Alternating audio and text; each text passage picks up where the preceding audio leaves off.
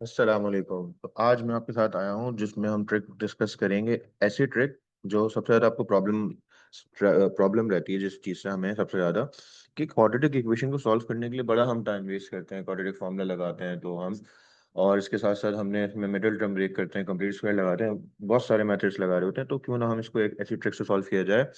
अगर एक condition fulfil हो रही है तो ये डायरेक्ट आंसर आप विद इन अ सेकंड लिख सकोगे। कैसे सर?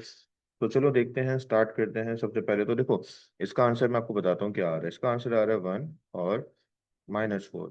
सर ये क्या आपने मजाक मजाक में आंसर लिख दिया? तो कोई मजाक मजाक नहीं है यहाँ पे। समझने की चीज ये है कि अगर a प्लस बी प्लस सी बराबर होता है जीरो के, a प्लस बी प्लस सी मतलब यहाँ पे एक्स स्क्वायर का जो कोफिशिएंट होगा वो a होगा, एक्स का कोफिशिएंट b और कांस्टेंट c। इन सबको अगर प्लस करके देखें, एक्स स्क्वायर का कोफिशिएंट 1 है, एक्स का कोफिशिएंट b है, मतलब b को जो है वो 3 है और c जो है वो 4 है। सॉल्व करके देखें, जीरो आ रहा है। इसका आप आंसर डायरेक्टली निकाल लोगे। कैसे निकालेंगे?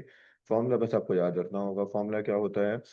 आपको पहला आंसर हमेशा ऐसी कंडीशन में 1 आएगा और दूसरा आंसर आएगा प्रोडक्ट ऑफ रूट जो होता है c/a। इसका मतलब जो मैंने लिखा 1 तो लिख दिया डायरेक्ट आंसर, और दूसरा आंसर क्या लिखा?